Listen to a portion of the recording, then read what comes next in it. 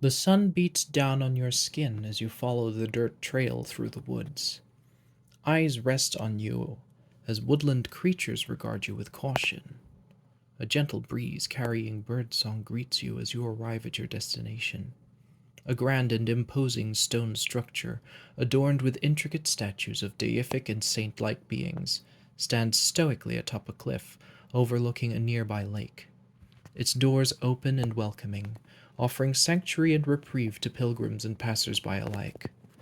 Passing the threshold, the floor is mosaiced with the vivid description of a man clad in platinum armor, brandishing a divine symbol, rays of light emanating from it, and dispelling what concerns lurk in the back of your mind.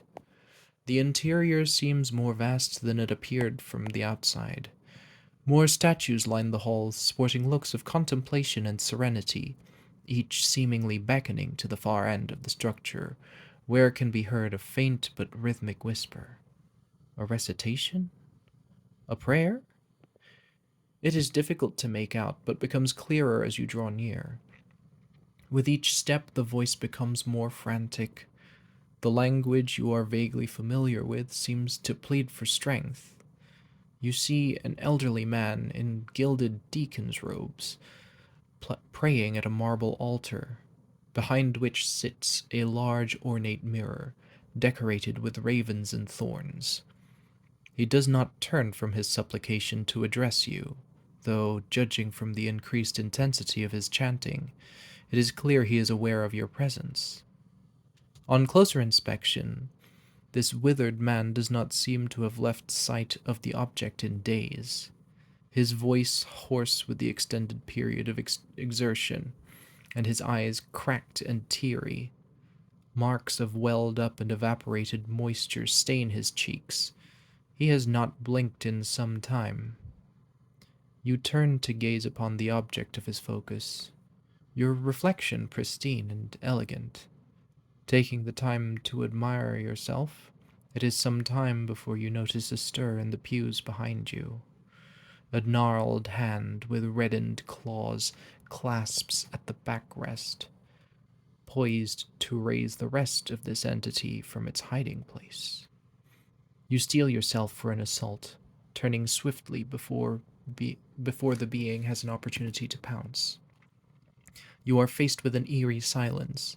As your surroundings become muted, no assailant to be seen. The priest is gone. You turn to the mirror once more to the sight of the robed man struggling to come to his feet and run as best he can in spite of his self-imposed exhaustion. Behind him, the creature rises to its feet, the hunched, emaciated, and gangly figure towering as it lurches towards your reflection.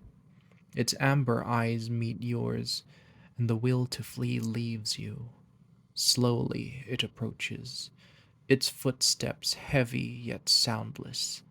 It gently places a blood-stained hand upon your shoulder as the dried blood on its lips cracks and curl into a sadistic smile. You feel nothing, you hear nothing, but see everything.